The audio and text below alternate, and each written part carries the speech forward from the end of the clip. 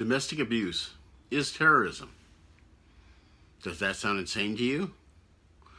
I know that in America we come to see terrorism in a certain way. Foreigners with dark agendas or unbalanced young men who have a point to prove and a weapon. But many of you will tell me that a terrorist can't be someone you know well. Now before you go to another video, and yes, I know you want to, let me ask the real question. Why should you care about domestic abuse?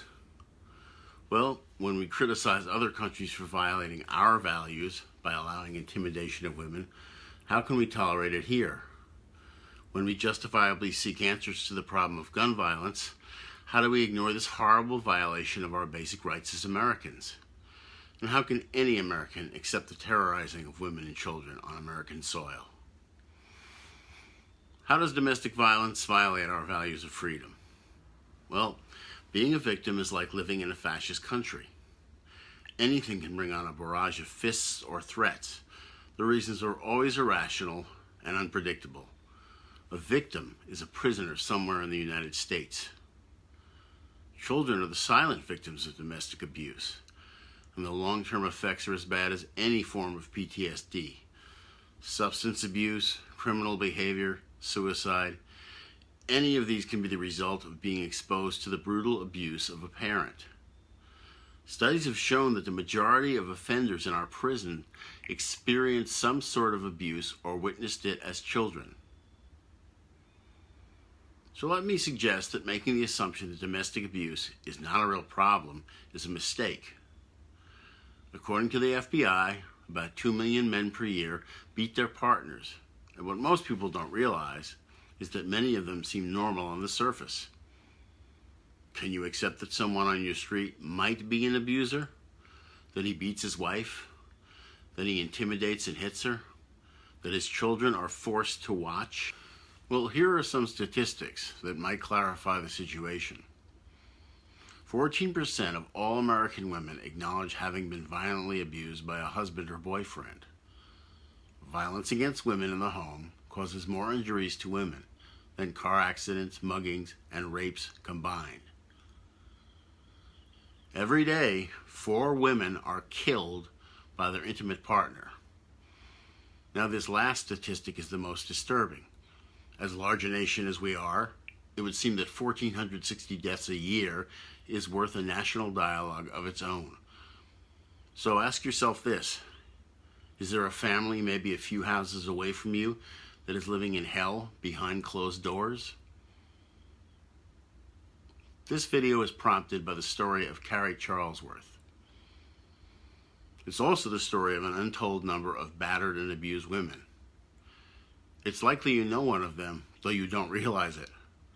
And that is the point. A few years ago, this mother of 4 lost her job as a teacher. Earlier that year, her ex-husband appeared in the school parking lot, forcing a lockdown. At first, Carrie was given a leave of absence, but it was finally decided that Miss Charlesworth was a liability. She was fired because she and her children, who also attended the school, were targets of her ex-husband. This made the rest of the students and teachers at the school targets as well. Carrie is a mother, and she and her children need protection too. So where does our responsibility really lie? If Carrie Charlesworth's story and the story of other victims represent terrorism, wouldn't the FBI bring all their resources to bear to prevent it? Well, there have been excuses of epic proportions that go on and allow abuse to continue. The kind that have been used for so long, no one doubts them. For instance, if a victim really wanted to defend themselves, why don't they contact the police? Surely if enough people know about an abuser's behavior, something would be done, wouldn't it? Well, the answer to the last question is no. Domestic abuse is generally handled with as little real intervention as possible. And why don't victims call the police? A call to the police offers a reprieve from terrorism only as long as the police are present, which is a minuscule sliver of time an abuser has to take revenge. And then there is the order of protection. As Carrie Charlesworth told the press the day of the lockdown, her ex-husband had given her and her children a bad weekend, just before appearing in the parking lot. This means that he appeared near enough for her to be alarmed several times in one weekend, despite the order of protection.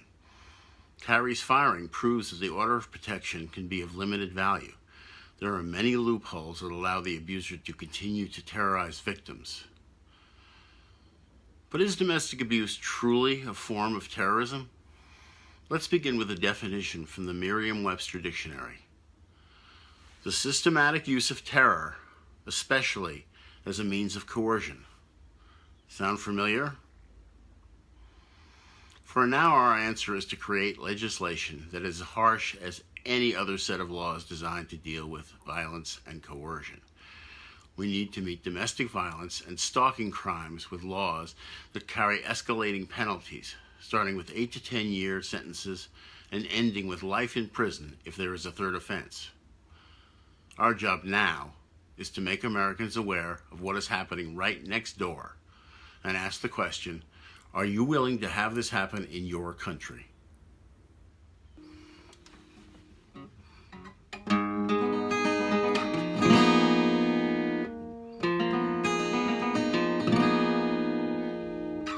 There is rage in your eyes, a fever born of sickness and lies. There are debts that you claim, the things you say I've done that bring you shame. Though my conscience is clear, I will still feel the fear of the darkness you hide, and the beast locked inside. There are ghosts in your mind,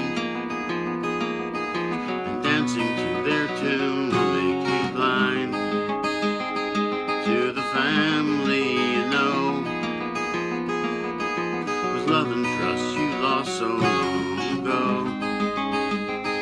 Are the children you claim only pawns in your game, just expendable souls in your war for control? There is pain I'll endure that leaves me bent and bloody on the floor, for a cause no one knows, a devil's pact you made so long ago. You were young, filled with fear, no kind soul